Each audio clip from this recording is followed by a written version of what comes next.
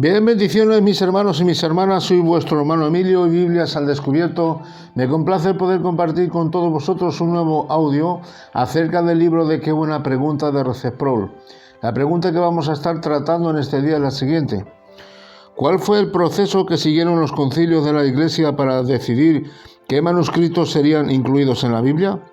Bueno, pues el doctor Sproul responde de esta manera. La Iglesia se reunió en varios concilios históricos, durante los cuales los representantes de la Iglesia examinaron los documentos que postulaban a una posible inclusión.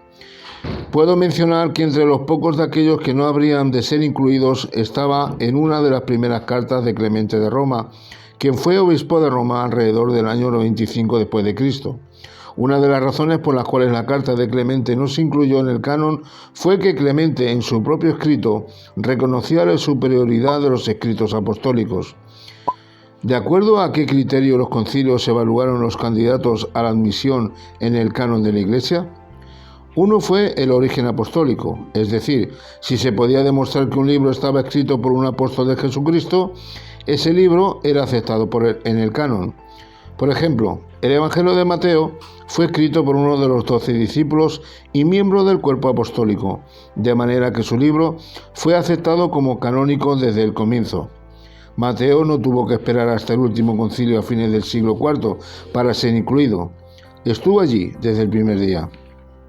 Tenemos también libros como Marcos. Marcos no era un apóstol, pero fue el escriba de Pedro y sabemos que la autoridad de Pedro estaba detrás de Marcos. Así que el Evangelio de Marcos fue aceptado muy tempranamente en la Iglesia cristiana. Las cartas de Pablo fueron aceptadas desde el mismo comienzo. Aún las cartas de Pedro calificaban a las de Pablo como escritura. Otro criterio era la aceptación de un libro en la comunidad de la Iglesia primitiva. Se requería también que estuviera en conformidad al núcleo de los libros sobre los cuales jamás hubo duda alguna.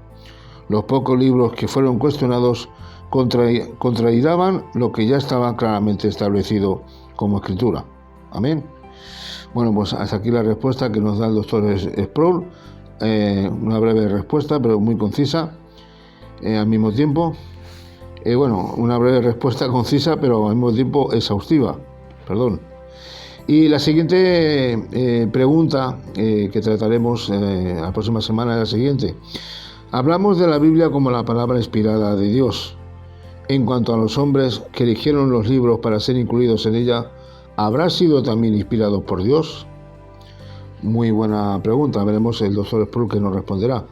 Bien, pues hasta aquí está este breve audio y como siempre decimos, que Dios bendiga sus vidas y en medio de los tiempos que estamos viviendo, entre pandemias y conflictos de esta guerra que estamos viendo a través de los medios de comunicación, pues nada, simplemente que nos queda como cristianos, mis hermanos, es orar, pedir al Señor misericordia y que esto pueda lo más temprano posible, conforme a su voluntad, que pueda pasar todo esto, que todas las personas que están saliendo de Ucrania tengan la oportunidad de poder ser bien acogidas y bien atendidas en todos los aspectos.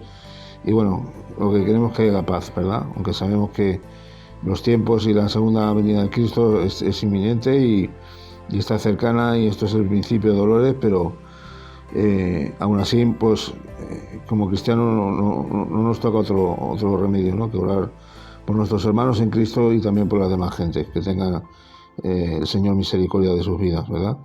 Así que hasta aquí este audio, que Dios bendiga mucho sus vidas en el nombre de Cristo Jesús. Amén.